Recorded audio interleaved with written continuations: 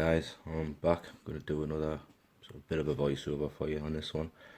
And I think this is day 4. We're back to starting again with, this time I'm just doing the back in chest rather than chest and back, just to make sure that we don't overemphasize one area over another, and we want to be able to give the back a chance to have its day in the light. Here you can see I'm actually doing flat benching, which I've never done for years. I mean, it's literally been probably about 7 or 8 years since I've been flat benching because of rotator cuff injuries that I've had. Yeah, and it used to always affect it badly, but now I've learned better form, better technique. I'm trying to bring them back in and incorporate them again to give overall chest development a better thing. And you can see I'm really keeping my shoulders pinned back and not allowing them to spring forward, which is where I've got a lot of the injury from. It's because I used to do what most people do, which is to allow their shoulders to come right forward when you're benching, to lift it up higher to try and get that more of a nip. You don't need to, and I've really enjoyed it, and it hasn't been giving us too much jip, so I'm going to keep on incorporating them for a while and see how it goes. Inclines I love, and especially doing it this hammer style way. I'd love for my gym to have this hammer strength gear, because I think that style is so much better for you.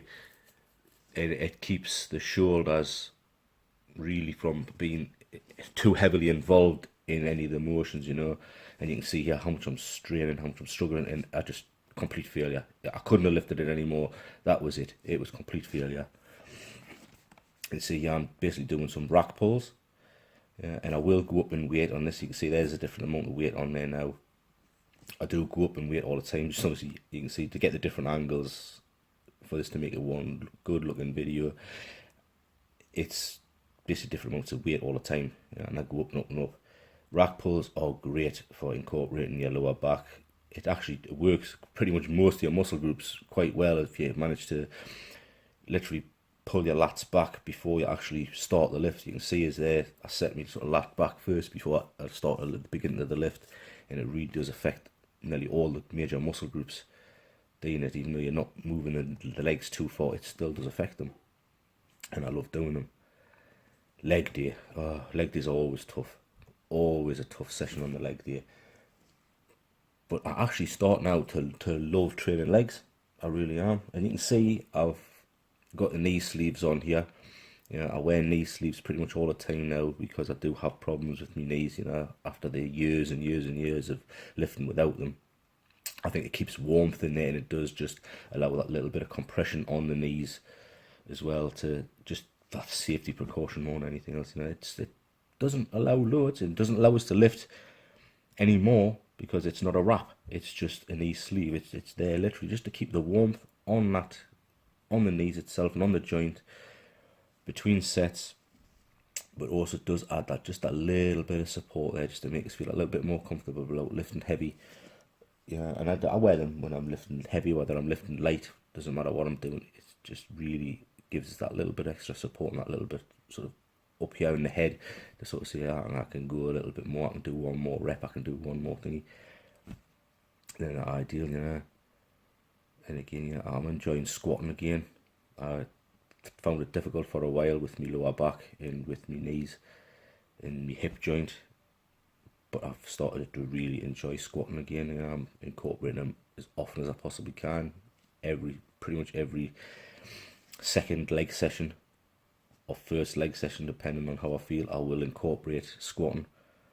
Because it is the mainstay for growth, and it does work to try and increase your natural testosterone levels because of how much effort that needs to be put in. So there are something that I would honestly advise anybody to put into your workouts is to keep squats there if you can. I mean, obviously some people mechanically it just doesn't work for them, and I wouldn't say put yourself in the risk to do them. But if you can do them, do them. They are the best. You see the triceps here, really sort of working as hard as I can. And the last day is delts and buys again.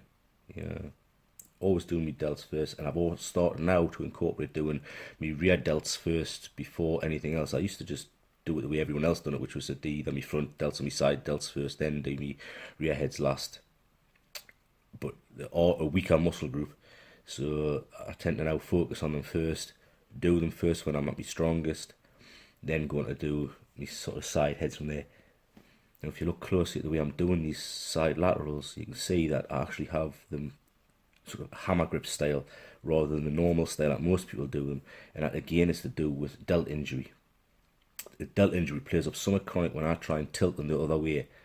Yet if I do them the hammer grip style like I'm doing there, that delt injury doesn't come into play at all, and I feel it all working in the side edge because of the slight lean forward that I have.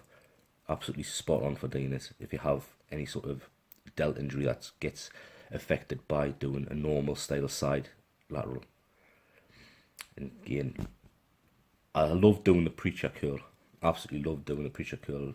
It's one of the mainstay exercises that I like to do because it takes out anything if you're trying to use too much shoulder or too much sway to get the damn thing up. You know, you're literally locked in place and you're having to use that bicep muscle to lift it. And you can see how much strain I'm going through. You know, sometimes it's going up in 3 or 4 thingies to get it up and squeeze it tight at the top and control it all the way down. Yeah, love that exercise. And you can see basically he's doing a cable one with a bit extra weight added on, which you might just be able to make out there. Yeah. I love working out. It is now become my life. I mean, I've been literally working out now on and off for nearly 30 years. I'm coming very, very close to 30 years now of lifting, 30 years of working out. And I love it more now than what I ever have in the past. I'm seeing dramatic changes in my body from time to time, and it's really motivates to keep going. So guys, thanks so much for watching anyway. I'll catch you in the next one. I'm out. Bad wolf. The big bad wolf.